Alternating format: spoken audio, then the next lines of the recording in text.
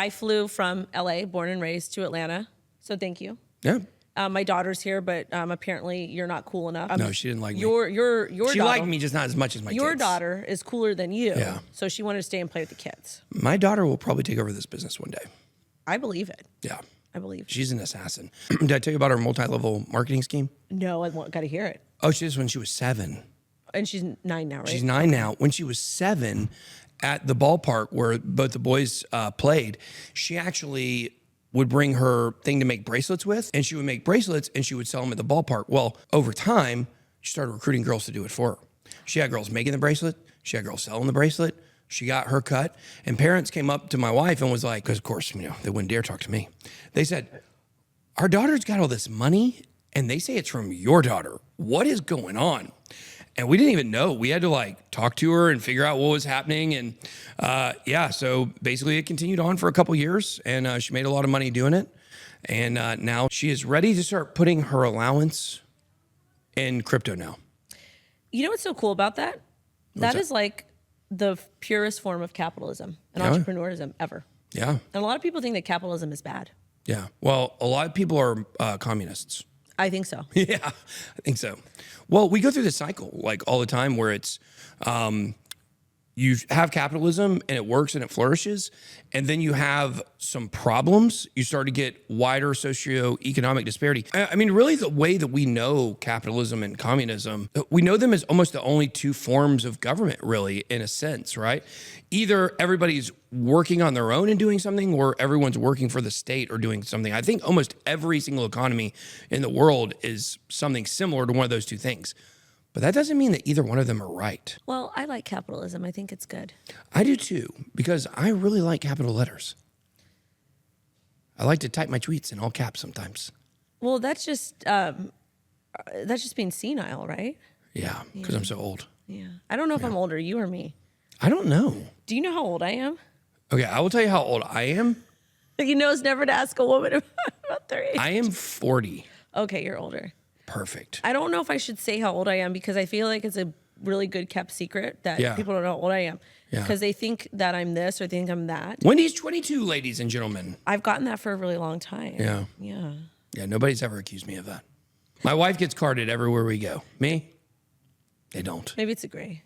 It probably is the gray. Yeah. I don't have any gray hair. Yeah? Ever. Never Never? in my life. Never. Not one gray hair? Not one gray. Or, actually, fun fact about me, I've never had a cavity. Really? No, I Never. have not had a cavity since I got my adult teeth, or whatever they call these, permanent teeth. I'm not sure I'm going to be working when I'm 80. I might. Oh, I know you. Yeah. You have to do something. I'm going to be doing something. It has to be something. Well, I'll be managing the Falcons hopefully still, because I'm going to own the Falcons. Okay. Yeah. I can see that happening. Actually. Well, that's like, when TJ and I got together and we finally really hit it big, where we had crossed over some really important numbers. We were looking at our portfolio and we were like, what's the point? Why are we still doing this? Look at all the money that's there. And ultimately, I like doing YouTube, so it's not like I was going to quit, but I had to come up with something to kind of keep me focused. And so, I know Gary Vee is famous for wanting to own the Jets. Well, I sat there and was like, the Falcons are my favorite thing in the world. I love the Falcons. So, and they're terrible always.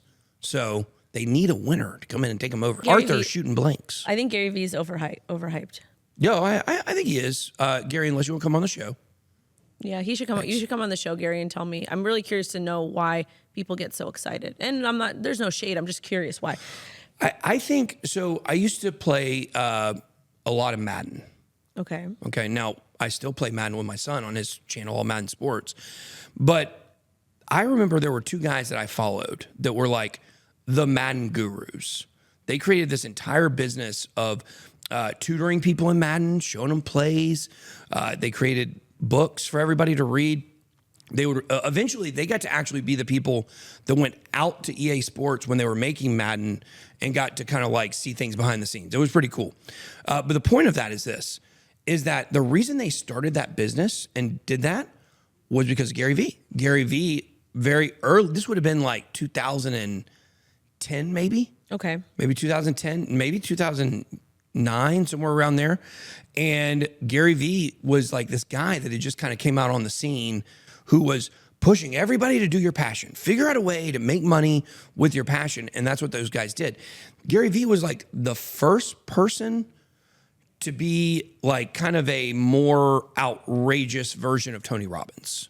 Okay, see that I can understand because people like that type of personality. They gravitate towards it. Anytime somebody says do money, like make money this way, people love that because they think making money is really easy when in actuality it's hard. And because I had an eBay business, that's how I paid for community college. I was an early eBay seller. I think I started like 2006, but it's hard. It's not easy. Like it is hard. And I did that while working full time. So I can respect that. But I was just curious because I don't really know a whole lot about him, but I just feel like people, like a lot of people build their personality type, especially like in the NFT space, we see that. I'm like, that's super cool. But the cool thing about like the industry that we work in is that we get to build whatever it is we want to build, how we want to build it. And just thrive if we work hard enough. So Gary Vee was kind of doing stuff like that, like when he was kind of inventing himself or reinventing himself, or I think he worked at a wine shop or something. I don't know what he did. I think it's something to do with wine. I know that. Somebody called the ambulance. But the fact is that he came out and everything he was doing was so revolutionary. And then in the middle of that, social media starts blowing up. Okay, that's okay. So it was right time, right place. Yeah, of course. Like imagine if Tony Robbins had started and the internet and social media started blowing up when he was at his peak or most popular. He probably would have, wanted to do a lot of stuff with social media too, but he already had his business established. So Gary Vee, I think, has got some good things about him. I think there are definitely some negatives, some cons to Gary Vee. I think he's losing popularity right now.